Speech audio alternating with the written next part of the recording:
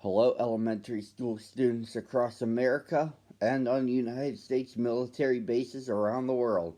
It's that time once again for Michael T. Mondak Reads, starring me, the eponymous Michael T. Mondak. I'm back with you on this Tuesday. I hope you all had a great Memorial Day weekend, and every day at this time I come to you virtually to read one picture book to you, your parents, and your teachers, but I can't do it without a preview as to what I'll be reading. Here it is for this Tuesday.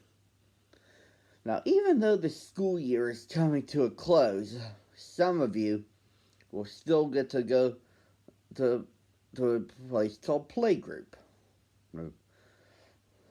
And you want to know what happens every morning at Playgroup. Ooh, wait a minute. Did I just title drop the story I'm about to read? Yes, I did. You're about to hear Every Morning at Playgroup, a storyline written by Michaela Muntean and illustrated by Tom Cook. Let's go. Every morning, Emily's mother went to work, Emily's father went to work, and Emily's brother Teddy went to first grade. And every morning, Emily went to Sesame Street Playgroup. On the first day of Playgroup, Emily's mother and father introduced her to the teacher, Mrs. Brown. Mrs. Brown showed Emily her own cubby for her jacket. She showed her the shelves filled with picture books and crayons on blocks and balls and trucks. Looks like fun, said Emily's mother. Emily thought so too.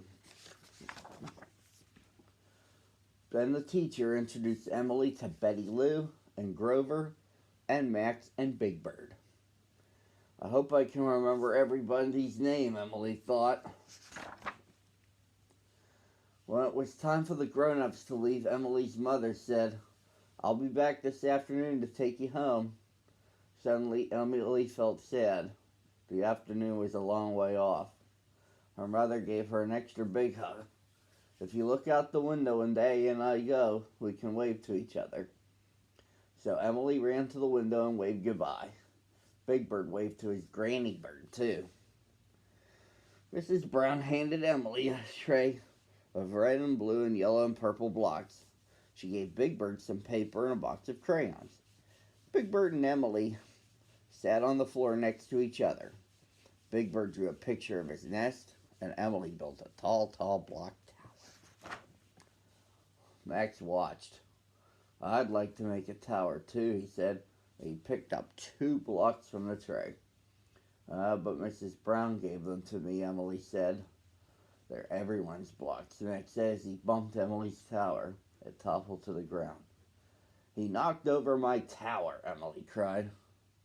Mrs. Brown brought over another tray of blocks. "There are enough blocks to share," she said. "Why don't you build a city of towers together?" Soon there are block towers and houses, and even a bridge. The other children in the playgroup came over to the city Max and Emily had built. Then Mrs. Brown took the children outside to the playground. There was a jungle gym, a seesaw, a sandbox, and 2 swings. Everyone ran to the swings. You'll have to take turns swinging," Mrs. Brown called from the steps.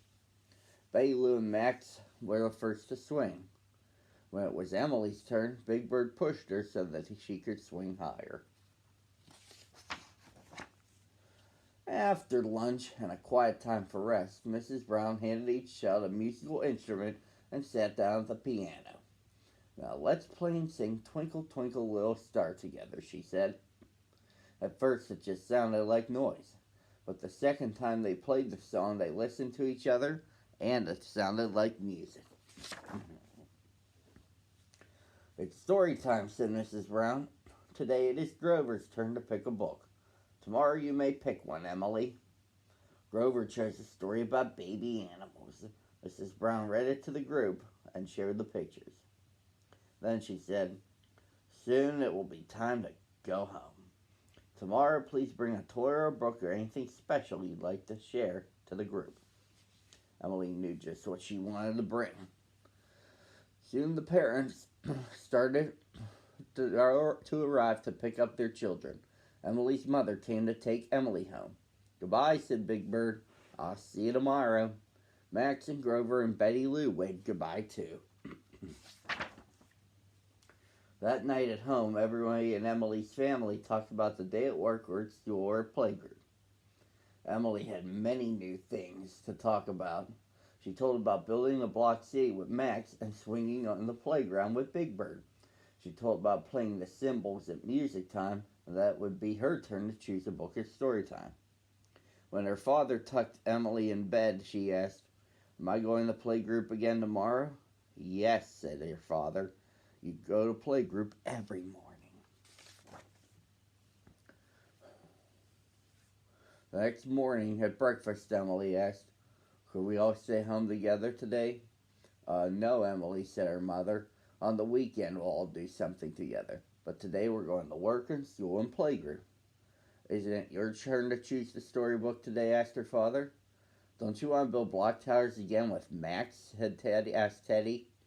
Yes," said Emily slowly, "and I have something special to take to playgroup." She ran to her room to get it.